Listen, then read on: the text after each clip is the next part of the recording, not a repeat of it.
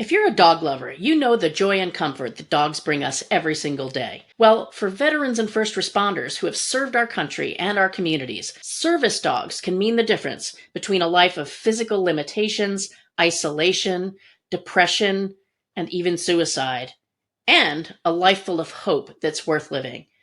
On today's episode, we're going to learn about one organization that's providing service dogs to our heroes in need. Stay tuned for an inspiring and informative episode of Starlight Pet Talk.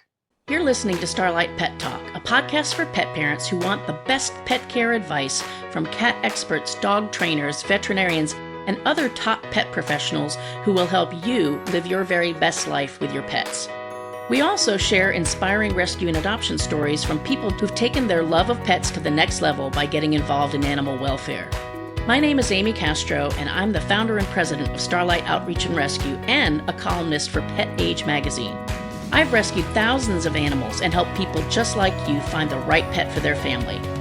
My mission is to help pet parents learn all the ways that they can care for, live with, and even have fun with their pets, so they can live their very best lives and their pets can too. Welcome to Starlight Pet Talk. I'm your host, Amy Castro, and my guest today is Joe Gionti. He's the founder and CEO of an organization called Canine Heroes for Heroes. Their mission is to provide service dogs to veterans and first responders at no cost to the recipient. Their motto is an interesting one. It's healing is healing.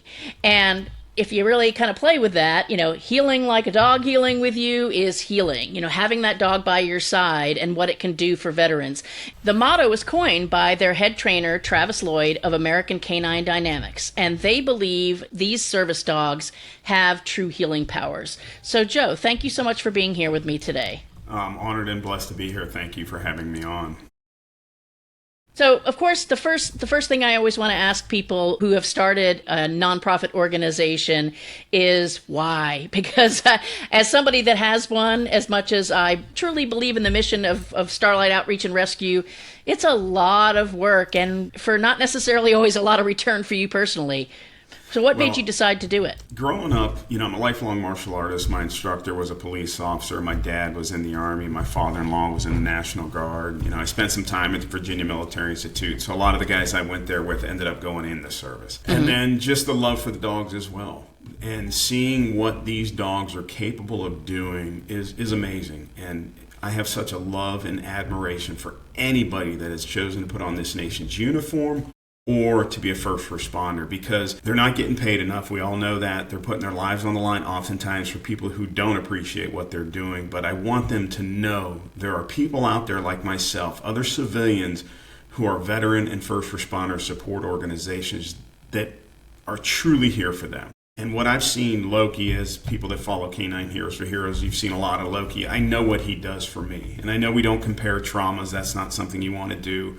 But I haven't been through anything compared to what our first responders and veterans have been through, and I know what he does for me. I want that for all of them. I want them to be able to get back out in society like they would like. And that really touches my heart, too, as a veteran.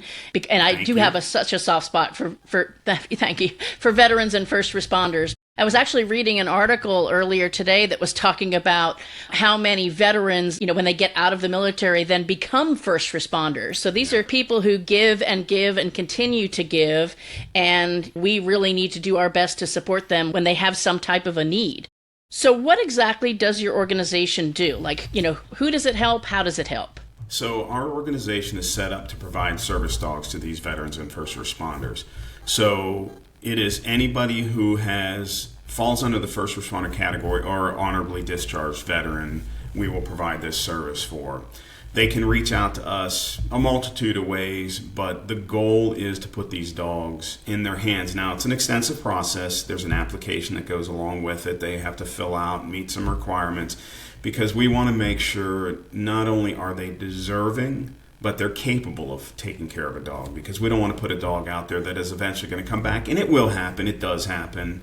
It may not be a right fit for one reason or another, but we want to do our due diligence in making sure that we get them in their hands. And the blessing is we're building that network of service dog companies throughout the country. So I always say, and I may be getting ahead of myself here, but I always say, I don't have to be the person to provide all the dogs, but I want you to have one. So if somebody we're in Northeast Ohio. So if somebody in California or Texas reaches out, it's going to be a little difficult for me to get them that job, but I can refer them to someone closer to them that is reputable and that might be able to get them the dog even faster than I could. And I'm glad to hear you say that, because I hadn't even thought about it, which is terrible, because in rescue, all we worry about is, getting, and I always refer to it as the right fit.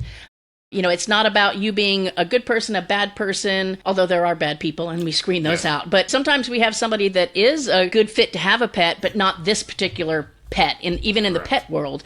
And so now when you're talking about somebody who not only is their life on the line in relying on that pet, the animal's life is on the line relying on that human, and you have responsibility to both of them. And I had not even thought about that aspect. One of the things that comes up often, because again, people see a lot of videos and pictures of Loki. Are they all German Shepherds? No, not at all. Because, like you said, it's got to be that fit, and I need to fit the dog to the person. A German Shepherd is a very high drive working dog. You can't give that to a low drive person or a person that doesn't have much mobility. It's just a recipe for failure, and that's not what we want to do. And I love the rescue work that you're doing and other organizations are doing, and we get asked, do we use rescue dogs? At this stage of the game, no, we do not. Being a small startup nonprofit, I need to make sure I'm putting the best dogs out there, that I know their whole provenance, that I know their background, their history, and that when I place them, there's no triggers, at least that we can think of at the time, that may make that match not successful. So there are service dog companies that do rescue dogs, and God bless, and maybe someday as we get bigger, we'll get into that as well. But we like to provide the puppy or the relatively young dog. We have evaluated a few veterans' existing dogs, and it's hard to tell somebody their dog is not suited to be a service dog. So again, we're going from the puppy stage. We're going to take that dog, we're going to buy the dog, we're going to train it and know everything about that dog. And that's one of the questions on the questionnaire is, do you have other dogs in the home? Do you have children in the home? Again, we're going for that best fit. So it's hard to tell a veteran or a first responder, I'm sorry, your dog's not cut out for that, and we can't place one with you if that dog is there. So there's a lot of caveats to it, but again, the goal is taking care of them and taking care of the dog, because we need to know that both are taken care of. Yeah, because you're looking for a lifelong commitment and a lifelong fit, ideally. Certainly that's what we're all shooting for in this kind of work where you're putting animals and people together. So what was I don't mean like the legal process as far as paperwork or filing for your 501c3 or anything like that, but what was your process from the time that you said, this is something that I want to do, or this is something that is needed in this world, to where you are today? Yeah, so, it started out just with the love of the dogs. And quick story, my son was an MMA fighter, and one of the fighters he trained with was a veteran who was a dog trainer, and he and I started talking. I had a different shepherd at the time.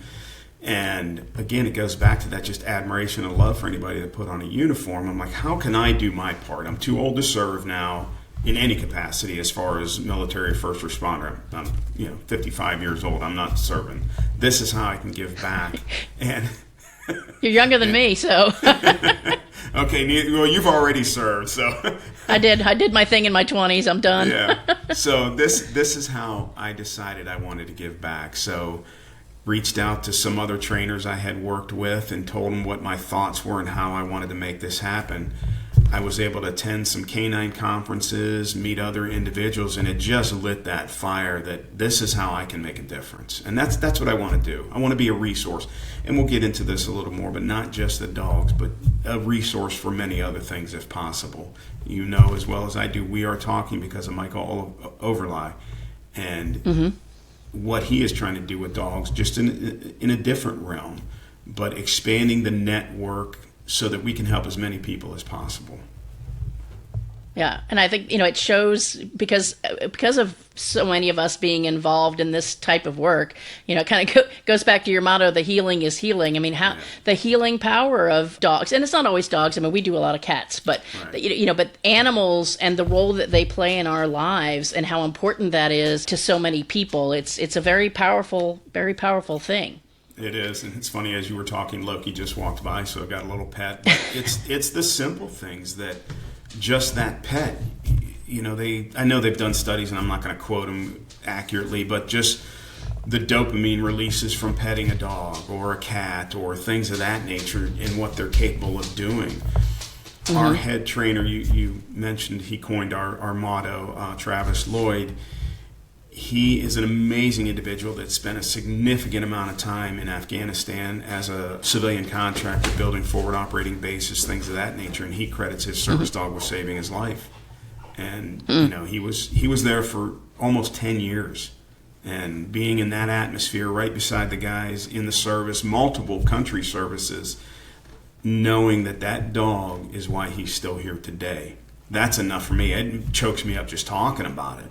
Yeah. Because you see the distress in these individuals at times. And I'm truly humbled by the veterans I've met and the first responders I've met, because most of them are just so humble and they just want to help and continue to serve. Like you were saying, a lot of them get out of the military and end up becoming first responders, because that sense of duty and service doesn't end just because they took off one uniform. So seeing that and seeing the comfort and joy that these dogs can provide, the security they can provide, not physical security, not protection dogs, but just the security and knowing you can go out in public again or go to a family function again and you're not going to be overwhelmed. So it's truly amazing what these dogs can do. You see it as well as I do, and the dogs you work with and the dogs, even just the pet dogs. So it's an amazing partnership. It really is, and it's an amazing thing to see when it's like you said, when you've got that good fit going. Yeah. You had said, as far as getting dogs from the time that they're a puppy, how do you select dogs for the program? Because I would assume in any litter of puppies, there's going to be one that you can tell, I don't know, one that you can tell like has it, and then someone that's going to end up more of a pet dog because they don't have it. There's temperament testing you can do, and before the dog enters into a full service dog program, they're going through the general obedience, the down, the sits, the stay, the retrieves, things of that nature. We're taken out in public, trying to socialize them, see how they react out in public to various situations, see how they react with other dogs. And you kind of weed them out by that aspect as well. You can tell, are they flighty? Is the least sound going to set them off, or a quick movement going to set them off? So you're doing that temperament testing. You're just seeing how they react in various situations. And then you can gear them towards, okay, this maybe this is going to be an emotional support dog, which we just came in contact with a company yesterday called Pause for Patrick, who we're going to talk a little more with about emotional support dogs. We're on the service dog end, but not everybody's going to need that service dog. So maybe this dog becomes an emotional support animal, and this one is a service dog. So it's a lot of that temperament testing, just seeing how they react to various situations. One of the neat things is Travis's Malinois had a litter of puppies, and one of the things I loved is he was desensitizing these dogs. These dogs aren't, a couple weeks old, and they're eating while they're standing in a puddle of water, or eating while they're standing on bubble wrap, or things of that nature. I was wondering, how early does this whole process start? Oh, it begins immediately. Now, I got Loki at 7 weeks old, and the next day we were in Walmart. So Loki's mine. Loki's the face of the business, because people would rather look at Loki than me. And I don't blame them. I'd rather look at Loki than me. So when we go out and about, we've been doing it since he was a puppy. He goes to church with me. He's flown on several occasions. He's been around gunfire and fireworks. So it's just that process of making him comfortable wherever we're at. And the nice thing I like to see is service dogs are becoming more prevalent out in the public. Some we know aren't real service dogs, some are. But what I like here, we did a whole episode on that, by the way. Sorry, finish what you were going to say. No. There's no central governing body for service dogs. But what I like hearing now is, we'll walk by a parent with their small children, mommy, daddy, look, it's a canine. Well, they're all canines. They think police dogs. And I hear the parents say, well, you can't pet him. That's a service dog and he's working. So it's nice to start to hear that people are starting to understand these dogs have a job. And you'll see oftentimes in some of the videos, Loki does some things a normal service dog wouldn't, but it's to draw attention to the business so that people do come up and ask me, hey, what's this all about? And then I can explain about Canine Heroes for Heroes and service dogs. And one of the things I've been educating a lot of people on, and in a way I was a little surprised they didn't quite understand it, but I shouldn't be because they're not in the dog world, is why you don't pet, talk to, or interact with a service dog. And I tell them that dog has a job. If I let you pet him and I let that person pet him, they're going to look externally for sources of comfort and joy and play when the service dog should be focused on the handler. So that's why I tell people, there's oftentimes I'll ask people, oh, hi, Loki, hi, puppy. And I'll ask, could you please ignore my dog? That would appreciate that. And one of the things I've made abundantly clear to Loki is he knows the difference between when he's working and when he's a puppy. When that vest goes on, he knows he's working. We made a big deal out of it when we first started training that aspect, because that's another part of the training. That vest goes on. It's like when a soldier puts on his uniform or a police officer puts on his uniform, their mindset changes. So if I say harness, he dips his head into his harness, we lock it up, and we go about our business. So it's a never-ending process of training. Even when we give them to the veteran or first responder, we don't just give them the dog and kick them out the door. Hey, good luck. Hope it all works out. We're going to continue with maintenance training or refresher training, if whatever word you want to use, to make sure they're good to go. Because we'll have the dog trained very well before they meet their first veteran. When they meet the veteran or first responder, now it's time to train that person. And the hardest part about training any dog is training the person.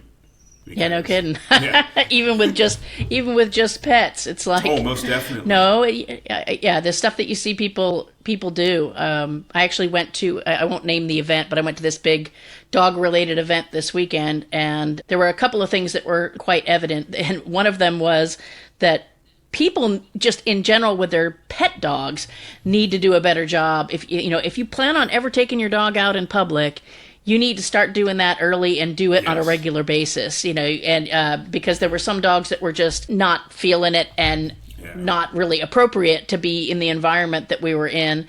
And then the other piece is we talk about the tail wagging the dog. It's the dog dragging the person. It's like the dog is determining where we're going. The dog is, it's just amazing to me to see a grown man be dragged by a dog that I know he can get under control. It's like, I could even hold that dog. My 10-year-old child, if I had one, could hold it. It's just amazing the things that people don't know about their own dogs. Yeah, that gets me as well. What people don't realize is dogs want a purpose.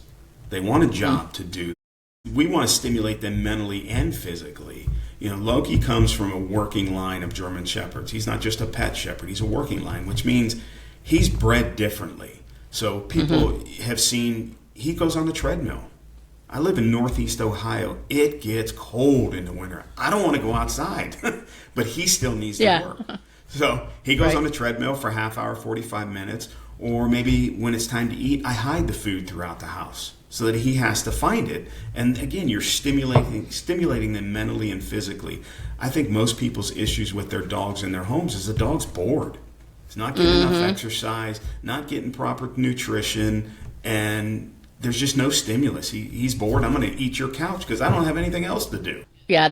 We've done a couple of episodes that have hit, we did one about the importance of play and mental stimulation. We've done that a couple times. We've done several episodes on nutrition. So much of it goes back to what you said in the beginning, when you've got a dog that has a certain drive and then you've got a person that's not, it's that fit thing. You don't, whether it's a pet or a service animal.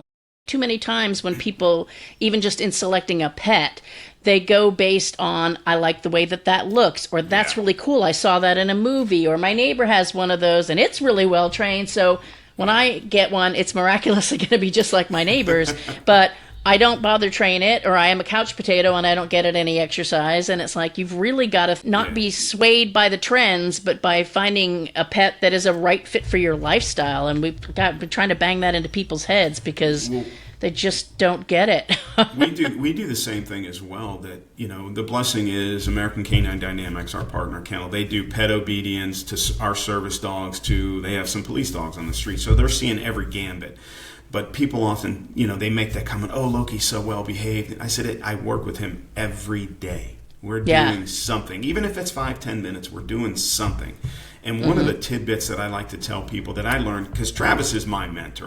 Compared to him, I consider myself a very novice trainer. So I'm constantly learning when I'm out with him, is these training sessions, you want to make them short and you want to make them positive and end on a high note. I've been guilty of it, working on something with Loki. Let me just get one more rep. And you just can't get that good last rep. And you're like, oh, now I'm ending on a negative. So, we want to end on a positive. We want to make this experience for the dogs positive. You look at police dogs, you look at military working dogs, what are they working for? A ball, a Kong, a treat. They're going out and catching the bad guy, putting their life on the line. Well, they don't realize they're putting their life on the line, but they're out there for their teammate, and all they want is that toy, whatever it might be. I'm going to jump through this fence and catch this bad guy, and you're going to give me my Kong, and I'm a happy camper. So, dogs are simple in that way.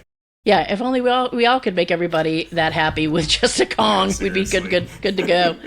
Definitely. Where do you get the dogs that you get? Do you get them from a particular breeder? Do you get them from a variety of breeders? Do you breed them yourself?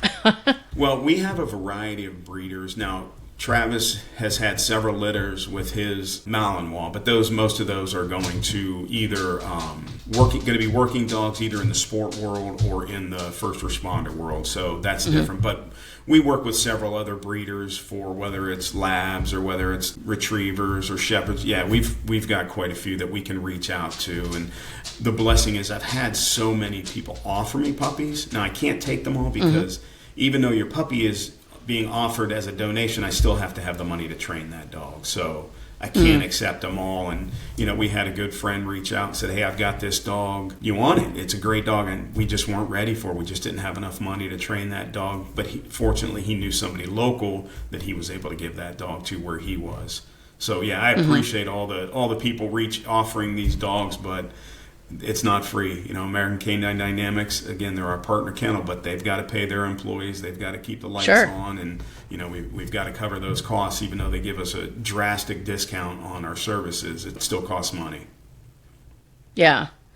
I just thought of something as far as the process. Like, does the chicken or the egg come first? Is it like I've identified 5 veterans and now I'm going to train dogs for them? Or am I training dogs because I know that, this is how many I can manage at any given time, and then there's just a plethora of veterans that I probably could match them to? It's kind of a combination of both. Right now we have 3 dogs being trained as service dogs. We have 1 veteran right now. The other 2 are unidentified. I've got a few applications out just waiting for them to get back.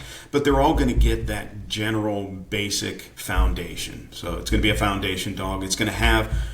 We're going to teach it all the basic obedience, but then we're going to give it some tasks. Because no matter who you are or what your disability, whatever terminology, the best terminology you use is, what you need that dog for. These 3 tasks, we're going to teach it a block and a cover, where the dog's going to be behind covering my back or in front or blocking my front. And we're going to teach it deep pressure therapy, which you're probably familiar with, that if the veteran, the first responder, is starting to have, let's call it an episode, maybe their hand twitches or they lock up, we're going to teach that dog that signal, and then the dog will come over, either lay across the individual's lap, nudge them, start breaking their focus so that the individual has to concentrate on the dog. So they're all going to get those kind of basic foundational training. And then if we get a veteran identified, then we'll start asking more questions. What do you need? What are some of the other things? Because then we can start gearing it towards them. And the training varies, or the length of training varies depending on what you're asking that dog to do. The more tasks you're asking the dog to do, the longer the training is going to take, the more the cost of that dog. So yeah, it's a little of both. If we have a veteran that we already know, we can gear it immediately.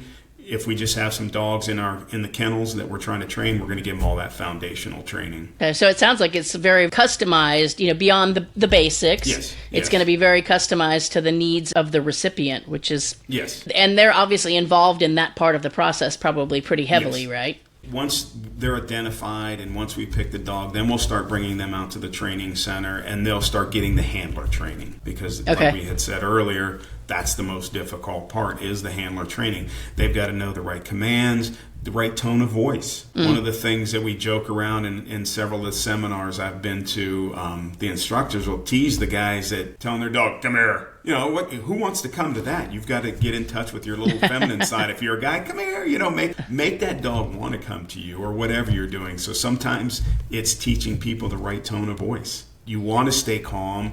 If you're not capable of staying calm, then we need to teach the dog that is their normal tone. That's how these things are going to happen. It's not going to be that calm. Maybe one of the things is you do raise your voice, and that's the trigger to the dog that, okay, I need to come over there. One of the veterans we're working with right now, she's just in the beginning stages of her service dog training, and she sent a note to the head trainer. She had woken up with kind of the night terrors, and the puppy was right beside her. So that was, I mean, it was just instinctual, along with what, Travis and his other trainers had been working with the dog on. But it was awesome to see that and to know that the dog is already seeing the cues and knowing what to do. Yeah, it's amazing how tuned in they can be. I'm sorry, go ahead. I was say they call it the other end of the leash. They can feel what's going down that leash, and one of the one of the Instagram social media people I follow is called Worthless Handler, because we often joke we're the worthless part of the leash. We know we're not, but it's just it's a little funny play on the connection between handler and dog.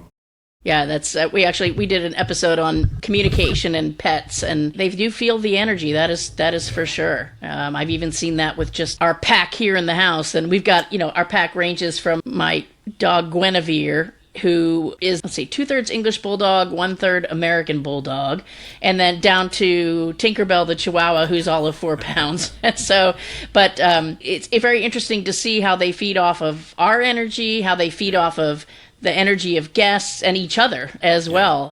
You don't have to say a whole lot, and there's a lot of communication going on. Yeah, it seems like if I make the slightest move, Loki's perking up. What's going on? What are we doing? Yeah. Everything good? Sometimes I just want to say, relax. I'm going to go get a glass of water. You don't have to jump up yet. Yeah, it's kind of like that annoying spouse who every time you get up, it's like, where are you going? What are you doing? Yeah. What are you eating? So in the application, I mean, you had mentioned an application, and I don't want you to reveal any trade secrets or anything, but how do you determine whether somebody gets a dog or doesn't get a dog? So I want to back up just a hair on the application, because I have to give a shout out to another service dog company called Mutts with a Mission. They're a very large organization out of the Virginia area. When I started this, they reached out and said, here's our application. Why should you start over? So it's what a blessing to get this 20-page document and be able to just change a few things and make it ours.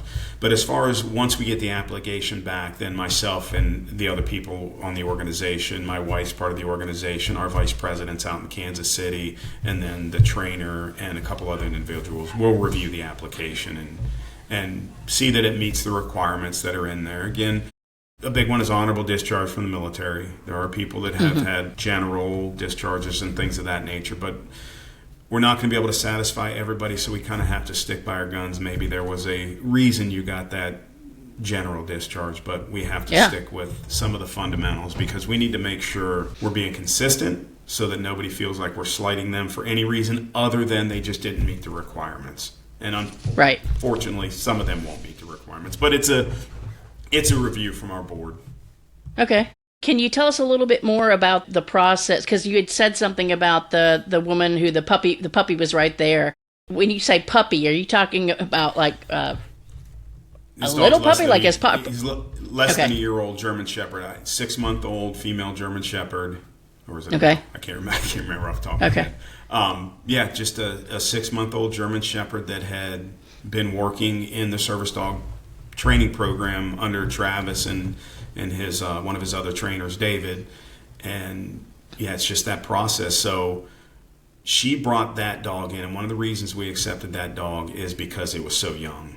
We knew its history. She already had the dog. I had met her at an event we were at. She had come up to the booth with the dog, and we got to talking and gave her the application, and she filled it out, and we all agreed that this would be a good fit, that we really weren't breaking our own guidelines, because the dog was essentially the age we would have gotten one at, if not 7 week, anywhere under that year. If we know everything about that dog from one of our reputable breeders, then we'll go that route. So we were very comfortable with that. But other than that, we'll get the dog and we'll start training him up from the puppy. And some of them may end up just going as a pet to somebody, but like we had talked earlier, through that temperament testing and socialization, we'll see how they do, and then we'll gear them in what direction we think is best. Okay. And so when you get them to the point, so let's just kind of start at a certain part of the scenario. So you've trained the dog to a certain point, you've identified a veteran, and you'd mentioned that they come out to you. Like, how long is that process? Like, they come out, they stay in a hotel or something, and then they go to your center every day for 8 hours a day. Like, how does that, give us a little insight into what that process looks like. What we're doing right now is we're getting the local veterans who live in the area. So they would come out okay, great. several times a week, and they would be able to do the handler training. The dog would still stay with us for maybe another several months, and then we'll start sending the dog home with the individual. So right now, we're dealing with local veterans, like I had mentioned earlier.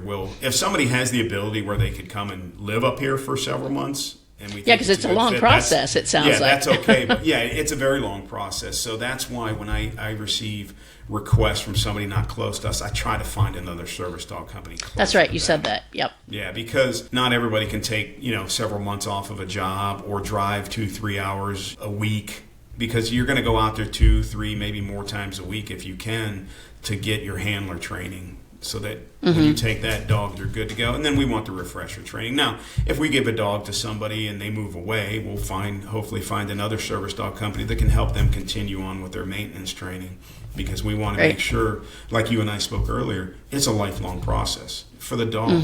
Most likely we're going to outlive the dog, and that's sad for all our aspect, but these dogs aren't around as long as we would like them to be. I can't remember the name of the author, but I'm reading the Forever Dog book because I want Loki to be around for a very long time, and I can't.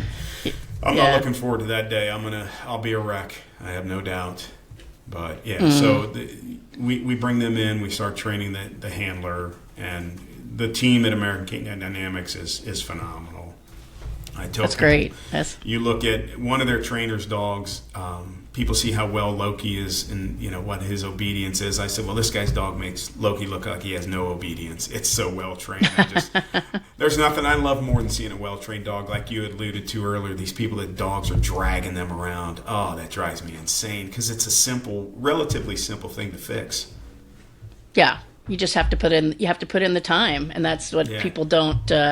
Right collars, right equipment. Yeah, it's not a hard thing to do. And I've been guilty of being that guy to say, hey, can I give you a piece of advice if I'm out and see somebody walking their dog and it's just yanking them all over. It was successful here in my neighborhood. A woman was walking her dog, and the dog was walking her, and I gave her a few tips, and now I see the dog walking all the time off lead, doing exactly what it needs to do. So it's nice to see that.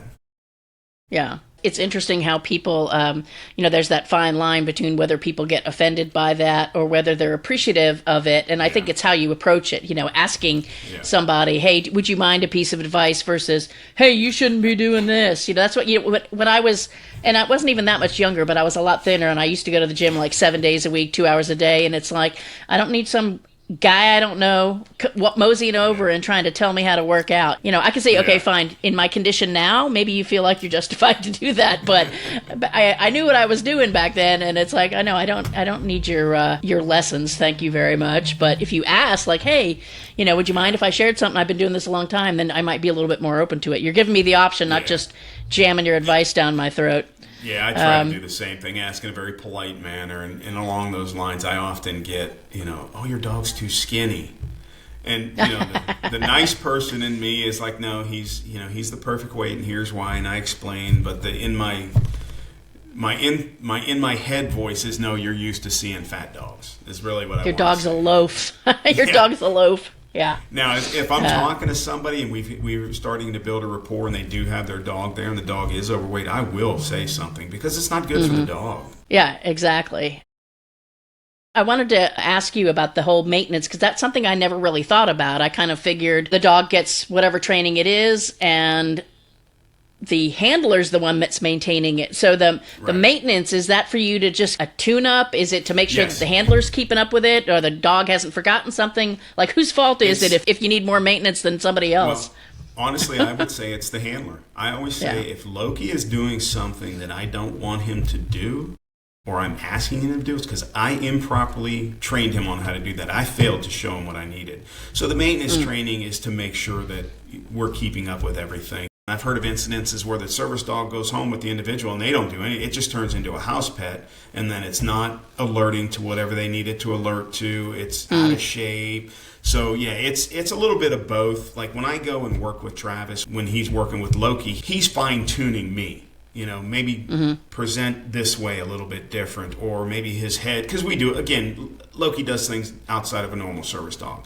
So maybe position yourself this way so that he's positioned this way. So he's fine-tuning me so that then I can in turn fine-tune Loki. And it's those subtleties. They perceive the most subtle things that we don't even realize we did. And, right. We have to be aware of those cues we're given, which is what makes them so successful as a service dog, because they can see that little twitch of the hand or feel the tension and know what they're supposed to do next. So that's one of the great things about the capabilities that they have. Yeah.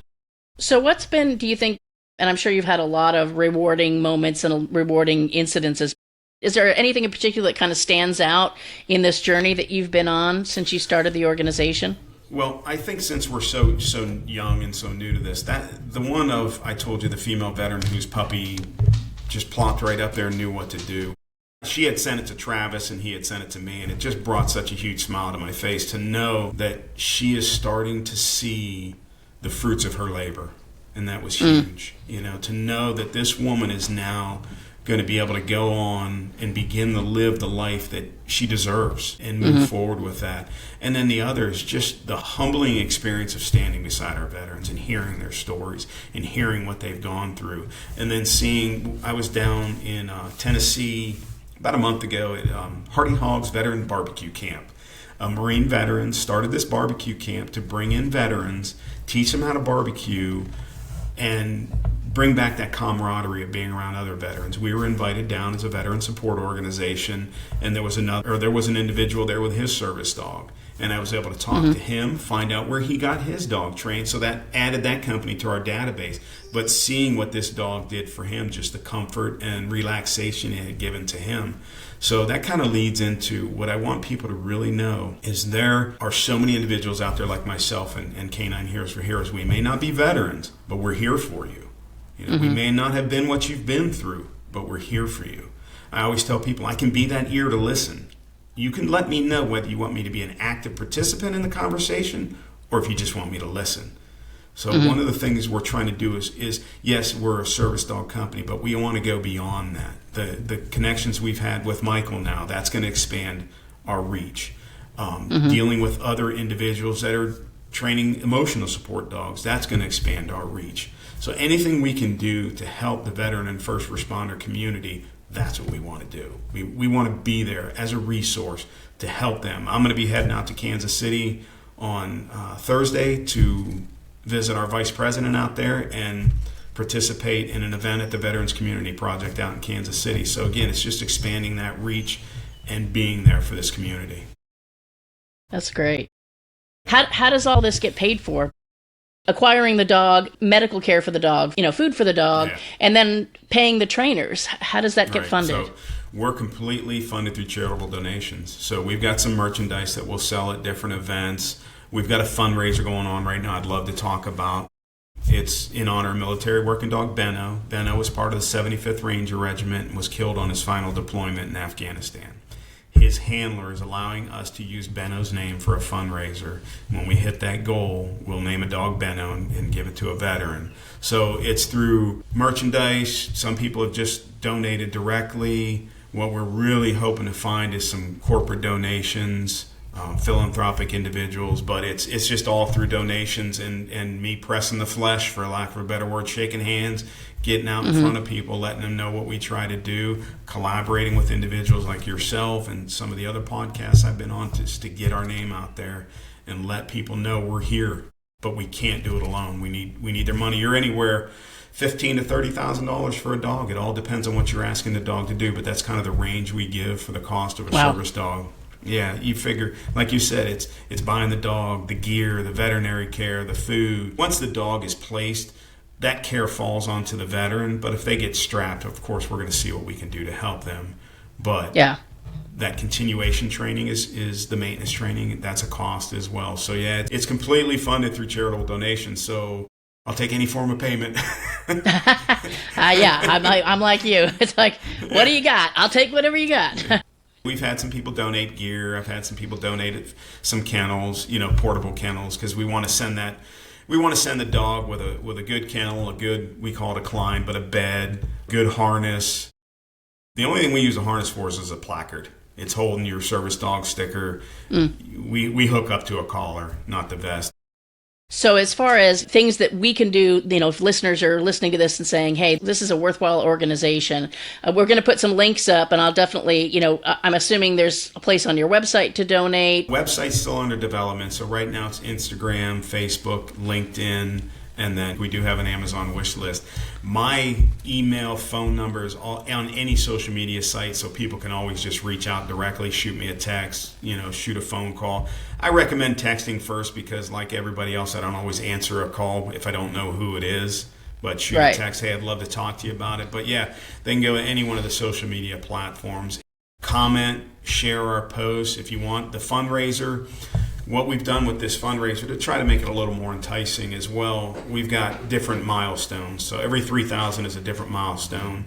And in that milestone, if you donate a minimum of $50, your name gets put in for a drawing for whatever that prize is. Now, the one right now, it's a custom American-made wooden flag. It's a custom 8x10 portrait of your dog or cat done by an artist who drew Loki, so you can see that one. Couple autographed books one's on PTSD from the author, and another is from a former Green Beret who lost his leg in Afghanistan but went back to being a fully qualified combat Green Beret. He sent us an autographed copy of his book. And then a retired Marine made I'm going to call it a shadow box of Loki with LED lights behind it so you can change the color. So that's this milestones item. I'm not going to divulge. I only divulge once we hit the next one because I want you donating to each one and try to get that. Yeah, not waiting on something. Yeah. Yeah. So yeah, if people want to share the link to the fundraiser, it's in pretty much every social media post I put up. That'll help as well. Just get the word out there. Yeah, I'll definitely grab those links and put them in the show notes for people. Anything else that we didn't cover that you want to share? I think just the biggest thing is we're all going through something. Whether you're military, first responder, civilian, we're all going through something. Don't judge too harshly. Don't assume that the reason somebody's acting the way they're acting is just because they're not a good person. We don't know what they're going through, and I've been blessed to talk a few people off the ledge. I'm sure you may have as well. Be that ear for them. Be patient. If you're feeling yourself welling up with anger or a stronger emotion than you want, figure out your calming mechanism. Mine is, I've got a strong family, but always having Loki by my side helps me. Maybe a dog isn't your thing. Maybe going to the gym or whatever it may be, but find that and be patient with each other. God put us here for a reason. He put us all in each other's space for whatever time, forever how long. Just be kind, for lack of a better word. Joe, I really appreciate you being on the show here today and sharing your work and the great things that you're doing for our veterans and first responders and for the dogs that you're serving as well. Thank you so much. Thank you. It's my honor, and I'm blessed to be able to be on this, and I look forward to many more good things to come with yourself and the others we've been able to make contact with. That's great. That's the more we can do to get the word out there, the better.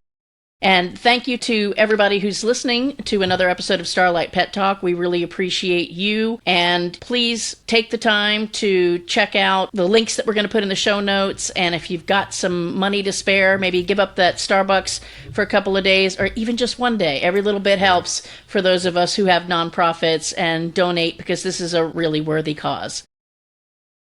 Thanks for listening to Starlight Pet Talk. Be sure to visit our website at www.starlightpettalk.com for more resources, and be sure to follow this podcast on your favorite podcast app so you'll never miss a show. If you enjoyed and found value in today's episode, we'd appreciate a rating on Apple. Or if you'd simply tell a friend about the show, that would be great too. Don't forget to tune in next week and every week for a brand new episode of Starlight Pet Talk. And if you don't do anything else this week, give your pets a big hug from us.